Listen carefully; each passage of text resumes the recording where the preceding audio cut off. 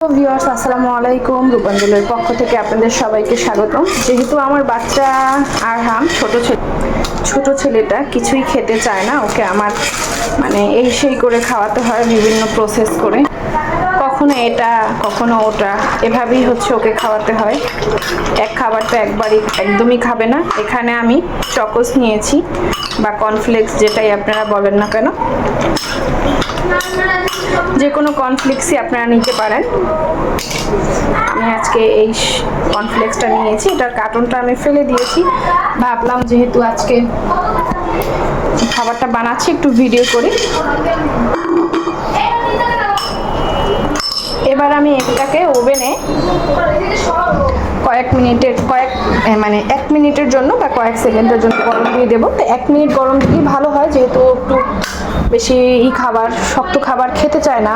যখন গিলে খায় তখন, এমনিতে চাবিয়ে যখন খাবে ও সব খাবে। এটা যখন গরম হয়ে যাবে 1 মিনিট মতো, তখন আমি এটাকে 5 মিনিটের মতো ঠান্ডা হতে রেখে দিব। দেখেন এটার কালারটা কিন্তু একটু চেঞ্জ হয়ে গিয়েছে। এটা যে সফট হচ্ছে, এটার কালারই বোঝা যাচ্ছে। এটা সফট হোক, আমি বাকি কাজগুলো করে নিচ্ছি।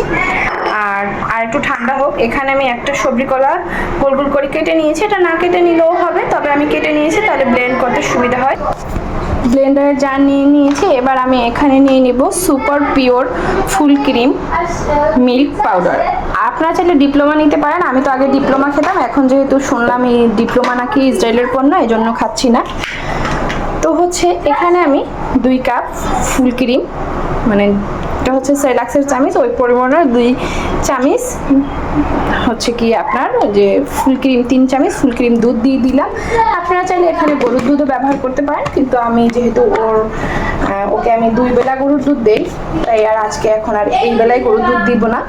আমি এখানে কোনো চিনি ব্যবহার করব না। এবার কলাগুলো দিয়ে দিব। এরকম করে কলাগুলো কেটে দিই, কলাগুলো আর লাম্পস থাকে না। এবার আমি এখানে যে কর্নফ্লেক্সটা ভিজিয়ে রেখেছি, জাস্ট ওটা দিয়ে দিচ্ছি। দেখি ঠান্ডা হয়েছে কি। আর যাদের বাসায় বাচ্চা আছে তাদের বাসায় অবশ্যই সেরেলাক্সের চামিচ আছে, এটা কোনো বিষয় না, কারণ কম বেশি সব বাচ্চাদেরই একটু সেরেলাক্স খাওয়ানো হয়। একটু ঠান্ডা করার জন্য নেড়ে দিই। যখন এটা ঠান্ডা হয়ে গিয়েছে, তখন আমি এটাকে একটু ব্লেন্ড করে নিব।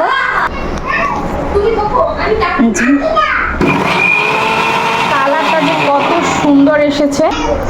এই যে কলাটা কিন্তু একদম ব্লেন্ড হয়ে গিয়েছে, আর চকোচগুলো একটু আস্তে আস্তে আছে 2-1টা। এবার আমি এটা ঢেলে নিচ্ছি। খুব সুন্দর করে এটাকে তৈরি করে নিয়েছি। এত রৌদ্র কিচেনে যে দেখা যাচ্ছে না। এভাবে করে আমি আমার বাচ্চাকে খাইয়ে দেব। আর ও তো একদমই খেতে চায় না, আর ওকে খাওয়াতে হলে আমার প্রচণ্ড যুদ্ধ করে ওকে খাওয়াতে হয়। এই কারণে আমি কোনো বাটি চামচ নেই না, তাহলে পড়ে যায় খাবার। এরকম একটা ফিডারে নিয়ে নিই, যাতে আমার করে খাওয়াতে সুবিধা হয় আর পড়ারও ভয় থাকে না। ভালো থাকবেন, সুস্থ থাকবেন। আমার ভিডিও কেমন লেগেছে অবশ্যই কমেন্ট করে জানাবেন।